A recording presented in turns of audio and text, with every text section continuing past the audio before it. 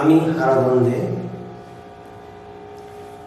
প্রথমেই আমি এই জ্যোতিগৃহ মণ্ডলীর সকল সদস্য সদস্যকে আমার আন্তরিক প্রীতি শুভেচ্ছা জানাচ্ছি। আমাকে এমন একটা সুন্দর সুযোগ দেওয়ার জন্য মিজোরাম সম্পর্কে কিছু বলতে। আমার জীবনের সেরা সেরা স্থানের মধ্যে মিজোরাম।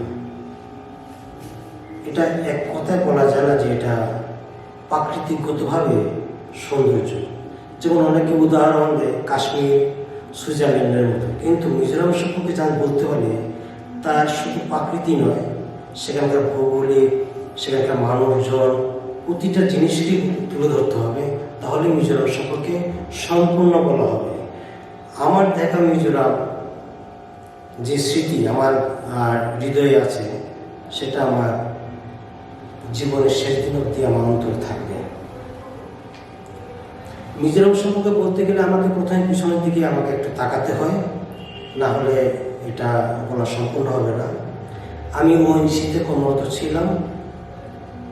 1987 20 সেপ্টেম্বর আমাকে সাডেনলি মিজোরামে ট্রান্সফার অর্ডার ধরিয়ে দেওয়া হয়।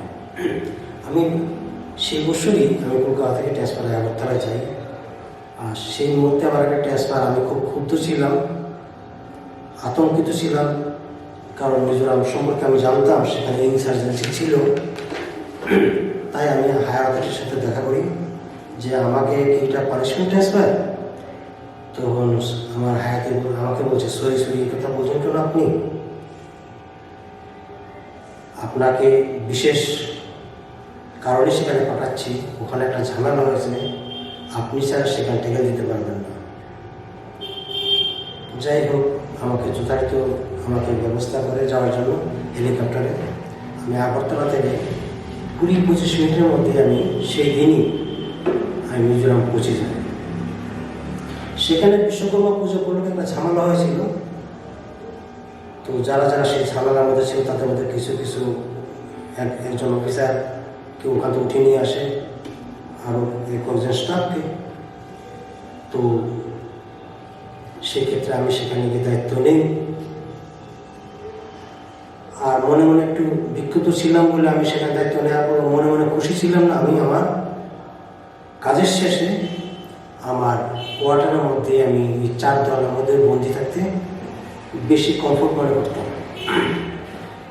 চাইতাম আমার পিরিয়ডটা যাতে শান্তিপূর্ণভাবে কাজ শেষ করতে পারে।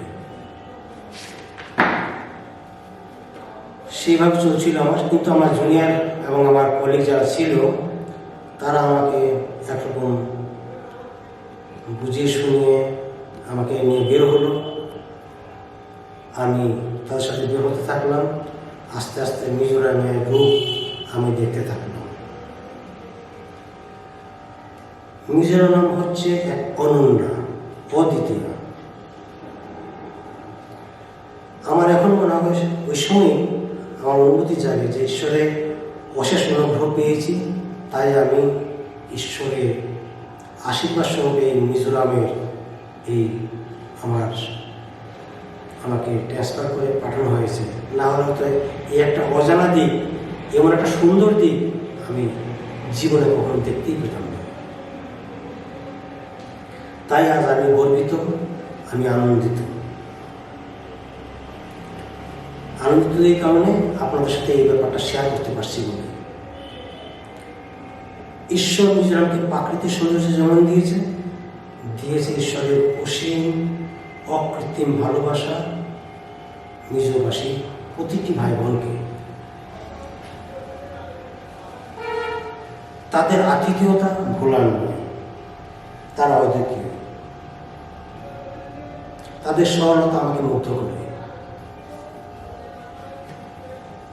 তাদের ঈশ্বরের প্রতি আস্থা এবং ঈশ্বরের প্রতি যে গভীর ভালোবাসা, তাহা বিস্ময়কর। চতুর্থ, ওখানে 100% শিক্ষিতা।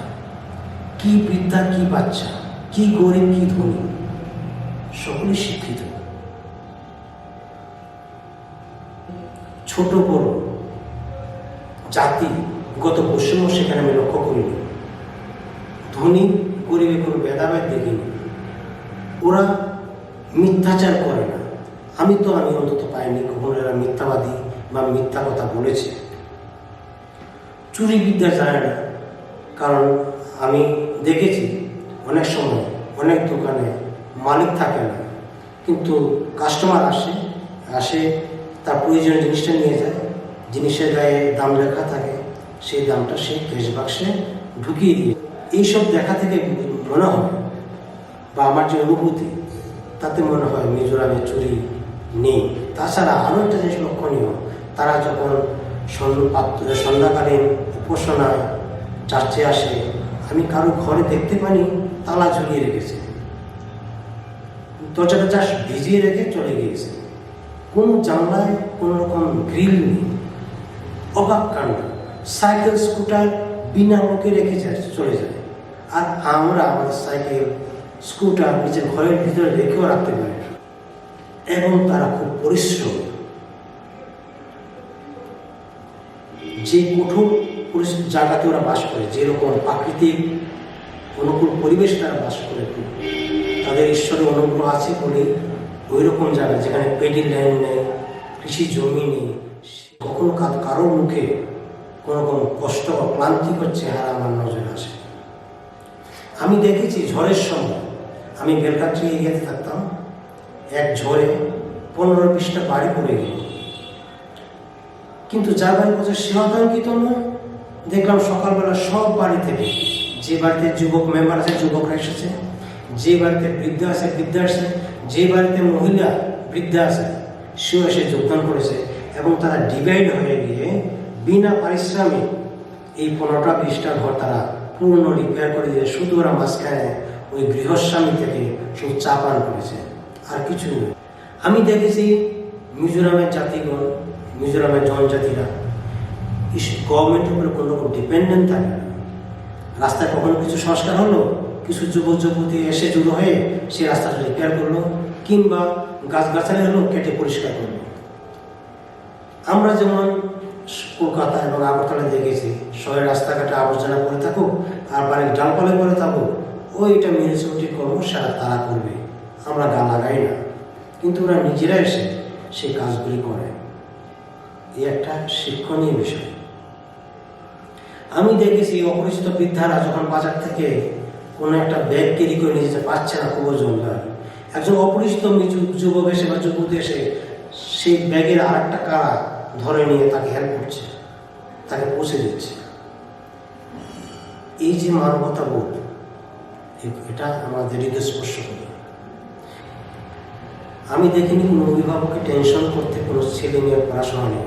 ছেলে মেয়েরা নিজেদের ইচ্ছাতেই পড়াশোনা করে, কোনো প্রাইভেট টিউটারে কোনো বালাই নেই, নিজে স্ব ইচ্ছায় আগ্রহে ওদের বৃদ্ধি। স্বামী যদি ব্যস্ত থাকে, স্ত্রী ঘরে রান্না করছে, জল আনছে, আবার স্ত্রী ব্যস্ত থাকলে স্বামী সে কাজটা করছে। ওখানে কাজের কোনো রকম এটা স্ত্রীর কাজ, এটা পুরুষের কাজ, এটা মহিলার কাজ, সেরকম ডিভাইডেড নেই। আর একটা কথা না বলে না হবে, আমার ঠিক কোয়ার্টারের পাশে একজন আমার মায়ের বয়সী একজন থাকতেন, উনি আমাকে একটা বাইবেল দিয়েছিল। এই বাইবেলটা একটা ছোট্ট বাইবেল, বলছে দেখ যখনই মন খারাপ থাকবে তুমি এটা পড়বে। আমাকে নিয়ে চার্চে যেত।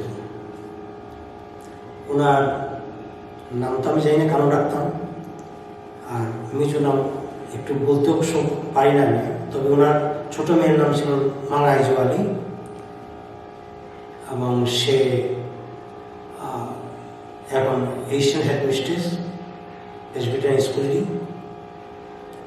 তার ছেলে নিদ্রাগত হয়েছে, যে ছিল পাশে, সে ইলেকট্রিক্যাল ডিপার্টমেন্টে চাকরি করত, এবং তার যে ছেলে মানে ওনার নাতি, সে একদিন তার পাশের বাড়ি ইলেকট্রিক নেই, বৃষ্টি হয়েছিল, সে ইলেকট্রিক লাইন ঠিক করতে গিয়ে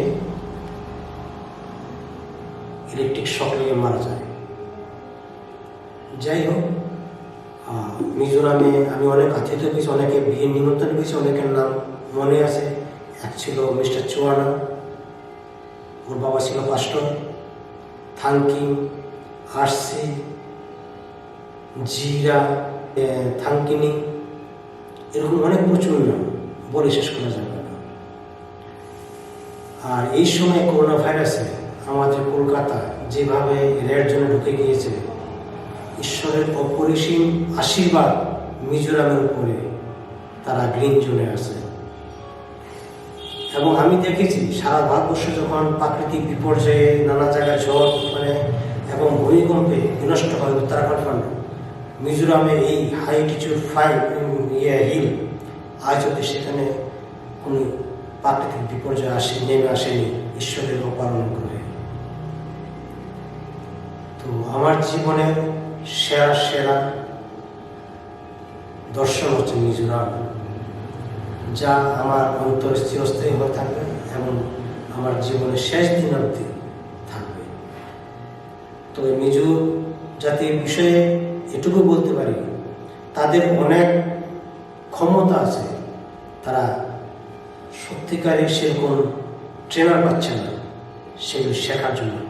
ভালো জিমন্যাস্টিক বেরোতে পারতো ইন্ডিয়ায়, ভালো অ্যাথলিট বেরোতে পারতো, ভালো প্লেয়ার বেরোতে পারতো, কিন্তু সেরকম প্রশিক্ষক সেখানে নেই। তারা নিজের সহ্যে যতটা পারছে সেভাবে ওরা ফুটবলে অনেকটা এগিয়ে আছে, কিন্তু বাকি খেলাতে অনেকটা পিছিয়ে আছে। কিন্তু ওদের সেই রকম স্কিল বডি ঈশ্বর দিয়েছে, কোনো রকম ত্রুটি রাখেনি, কিন্তু প্রশিক্ষকের অভাব আর অভাব সাহিত্য এবং শিল্প। জয় যিশু, ঈশ্বর তাদের প্রচুর আশীর্বাদ করুন। God bless Mizoram.